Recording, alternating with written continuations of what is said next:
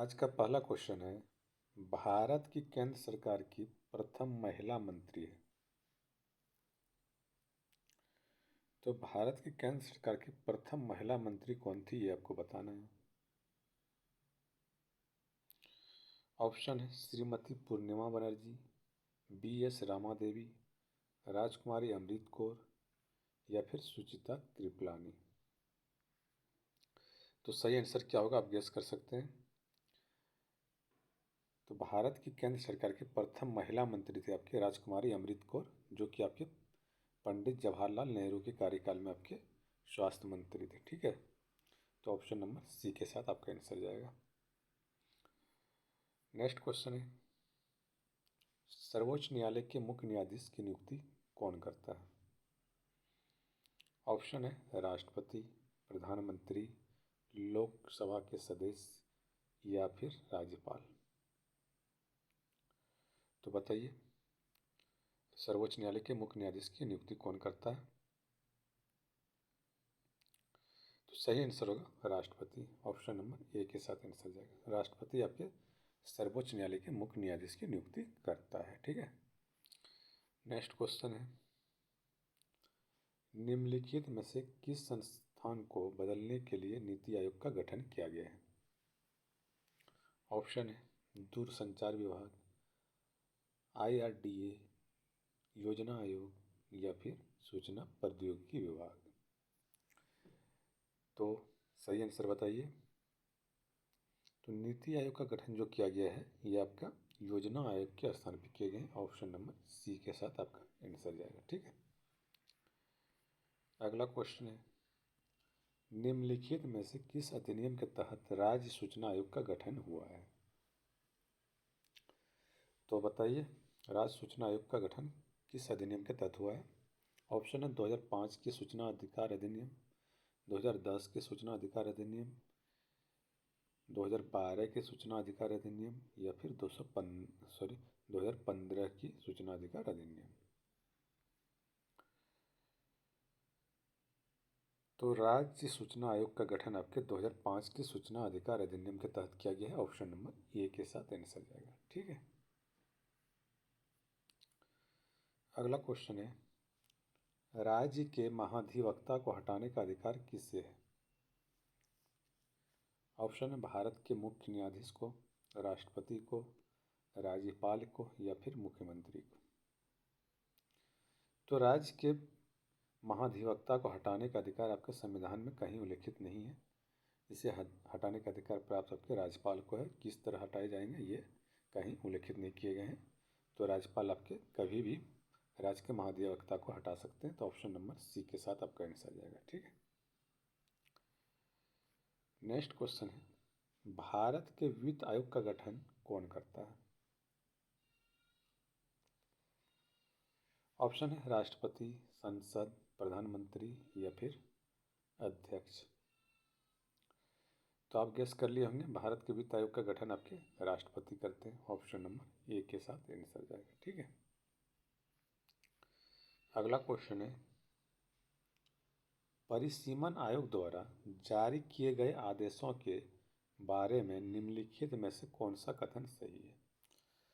तो परिसीमन आयोग द्वारा जो आदेश जारी किए जाते हैं उसके बारे में कौन सा कथन सही है ये बताना है। ऑप्शन है उसी के लिए गठित समिति द्वारा उनकी जांच की जाती है, वे न्यायिक समीक्षा के अधीन हैं, वे अंतिम हैं और किसी भी अदालत में चुनौती नहीं दी जा सकती है या फिर उपयुक्त में से कोई नहीं।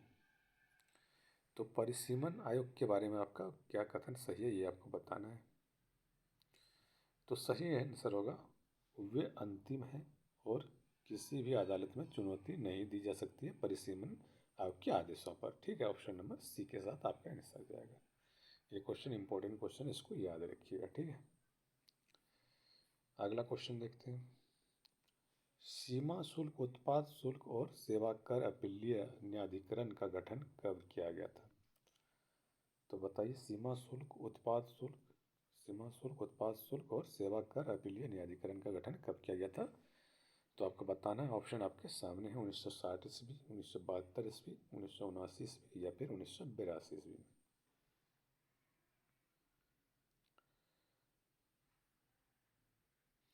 तो सही आंसर होगा सीमा शुल्क, उत्पाद शुल्क और सेवा कर अपीलीय न्यायाधिकरण का गठन आपका 1982 ईस्वी में किया गया था। ऑप्शन नंबर डी के साथ आंसर जाएगा। ठीक है, और किस अधिनियम के तहत किया गया था ये भी क्वेश्चन बनता है। तो 1962 का आपका सीमा शुल्क, उत्पाद शुल्क और स्वर्ण अपीलीय न्यायाधिकरण के अधिनियम के तहत किया गया था। तो अधिनियम पूछा जाए तो आपका हो जाएगा 1962, और आपका अपीलीय न्यायाधिकरण पूछा जाए तो आपका 1982 हो जाएगा। ठीक है, इसको याद रखिएगा।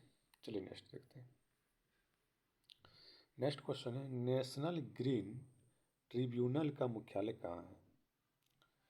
तो यानी इसका हिंदी होता है राष्ट्रीय हरित अधिकरण का मुख्यालय कहाँ है, ये आपसे पूछा जा रहा है। ऑप्शन है मुंबई, चंडीगढ़, जयपुर या फिर नई दिल्ली में। तो सही आंसर क्या होगा आपको बताना है।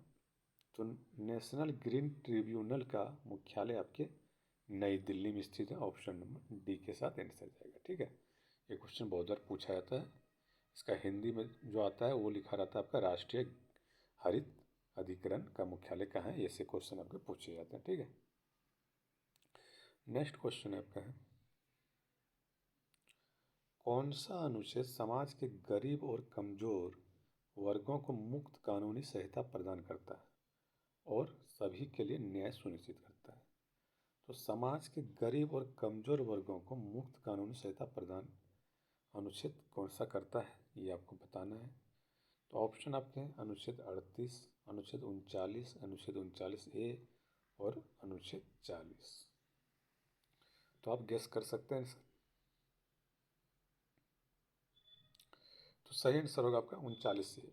39A के तहत आपका समाज के गरीब और कमजोर वर्गों को मुक्त कानूनी सहायता प्रदान किए जाते हैं। ठीक है, और क्या है आपका सभी के लिए न्याय सुनिश्चित किए जाते हैं। ठीक है, ऑप्शन नंबर सी के साथ आपका आंसर जाएगा। चलिए नेक्स्ट देखते हैं। नेक्स्ट क्वेश्चन आपका है, निम्नलिखित में से किस संशोधन द्वारा 6 से 14 वर्ष की आयु के सभी बच्चों को निःशुल्क और अनिवार्य शिक्षा को मौलिक अधिकार बनाया गया था?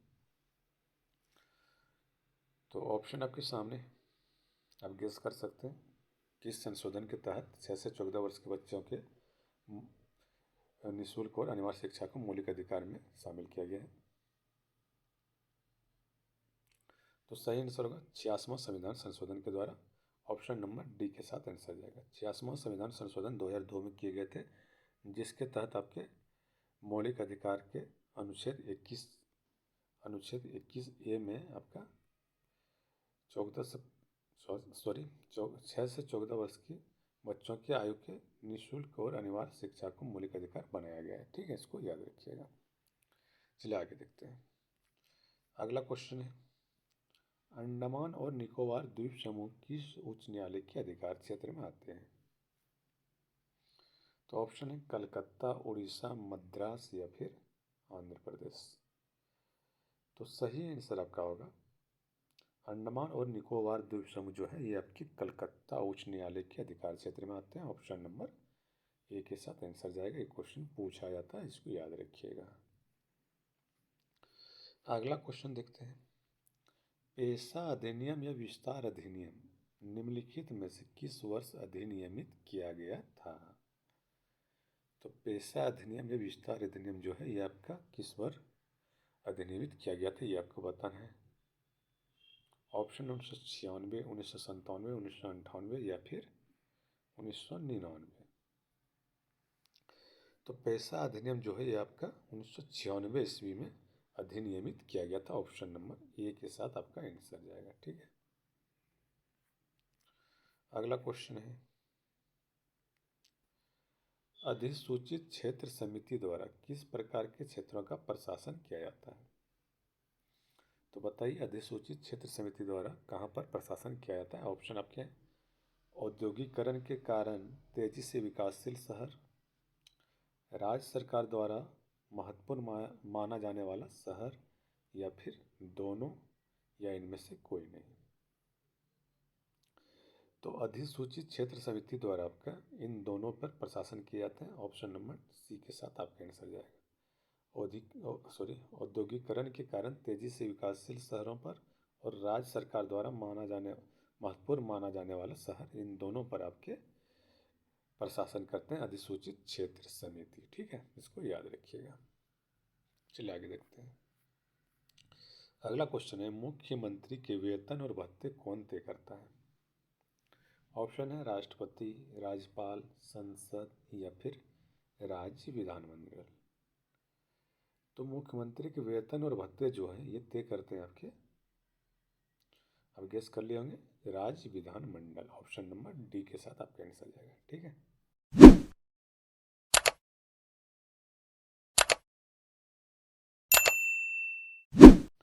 नेक्स्ट क्वेश्चन है, निम्नलिखित में से कौन सा सर्वोच्च न्यायालय और उच्च न्यायालय दोनों के अधिकार क्षेत्र में आता है? तो बताइए इनमें से सर्वोच्च न्यायालय और उच्च न्यायालय के अधिकार क्षेत्र में कौन आते हैं? ऑप्शन है संविधान के उल्लंघन से संरक्षण, केंद्र और राज्यों के बीच विवाद, मौलिक अधिकारों का संरक्षण या फिर राज्यों के बीच आपसी विवाद। तो सर्वोच्च न्यायालय और उच्च न्यायालय के अधीन आते हैं आपके मौलिक अधिकारों का संरक्षण। ऑप्शन नंबर सी के साथ आपका आंसर जाएगा। ठीक है, चलिए नेक्स्ट देखते हैं। मोस्ट इंपॉर्टेंट क्वेश्चन है, प्राक्कलन समिति के अध्यक्ष की नियुक्ति कौन करता है? ऑप्शन है राष्ट्रपति, प्रधानमंत्री, लोकसभा अध्यक्ष या फिर लोकसभा अध्यक्ष। डबल टाइपिंग हो गया है, चलिए बताइए। तो प्राक्कलन समिति का अध्यक्ष जो होते हैं उसकी नियुक्ति आपके करते हैं लोकसभा के अध्यक्ष। ऑप्शन नंबर सी आपका आंसर हो जाएगा। ठीक है, नेक्स्ट क्वेश्चन है, जनहित याचिका की अवधारणा किस देश में उत्पन्न हुई? ऑप्शन है यूके, भारत, ऑस्ट्रेलिया या फिर यूएसए। तो जनहित याचिका की अवधारणा जो है ये आपके अमेरिका में उत्पन्न हुई थे। तो सही आंसर होगा यूएसए। ऑप्शन नंबर डी के साथ आपका आंसर जाएगा। अगला क्वेश्चन है, संविधान के 74वें संशोधन द्वारा 12वीं अनुसूची में जोड़े गए मदों की संख्या कितनी है? ऑप्शन है 11, 16, 18 या फिर 20। तो 74वें संविधान संशोधन के द्वारा 12वीं अनुसूची में आपके कुल 18 विषयों को जोड़े गए थे। ऑप्शन नंबर सी के साथ आपका आंसर जाएगा। ये क्वेश्चन पूछा जाता है, इसको याद रखिएगा। ठीक है, नेक्स्ट क्वेश्चन है, संविधान का कौन सा भाग संसद के संगठन, संरचना, अवधि, अधिकारियों, प्रक्रियाओं, विशेषाधिकारों, शक्तियों आदि से संबंधित है? तो बताइए कौन सा भाग आपके संसद के संगठन, संरचना आदि से संबंधित है? तो ऑप्शन है आपके भाग 4, भाग 5 भी, इसको कर लीजिएगा भाग 5, भाग 6 या फिर भाग 7। तो आप आंसर गेस कर लिए होंगे, तो सही आंसर होगा भाग 5। ऑप्शन नंबर बी के साथ आपका आंसर जाएगा। भाग 5 आपका संविधान का वह भाग है जो संसद के संगठन, संरचना, अवधि और अधिकारियों, प्रक्रियाओं, विशेषाधिकारों, शक्तियों आदि का संबंधित आपका भाग 5 है। इसको याद रखिएगा। ठीक है, अगला क्वेश्चन है, राज्य के नीति निर्देशक सिद्धांतों को किस देश के संविधान से अपनाया गया है? ऑप्शन है कनाडा, दक्षिण अफ्रीका, ऑस्ट्रेलिया या फिर आयरलैंड। तो राज्य के नीति निर्देशक जो तत्व लिए गए हैं ये आपके आयरलैंड के संविधान से लिए गए हैं। ऑप्शन नंबर डी के साथ आपका आंसर जाएगा। ठीक है, ये क्वेश्चन भी बहुत बार पूछा जाता है, इसको याद रखिएगा। अगला क्वेश्चन है, निम्नलिखित में से कौन राज्यसभा का पदेन अध्यक्ष होता है? ऑप्शन है राज्यपाल, मुख्यमंत्री, राष्ट्रपति या फिर उपराष्ट्रपति। तो राज्यसभा के पदेन अध्यक्ष आपके होते हैं, आपने आंसर गेस कर लिया होगा, उपराष्ट्रपति। ऑप्शन नंबर डी के साथ आपका आंसर जाएगा। ठीक है, उपराष्ट्रपति आपके राज्यसभा के पदेन अध्यक्ष होते हैं। ठीक है, अगला क्वेश्चन है, नए राज्य के निर्माण या राज्य के नाम में परिवर्तन के लिए निम्नलिखित में से किस अनुसूची में संशोधन की आवश्यकता है?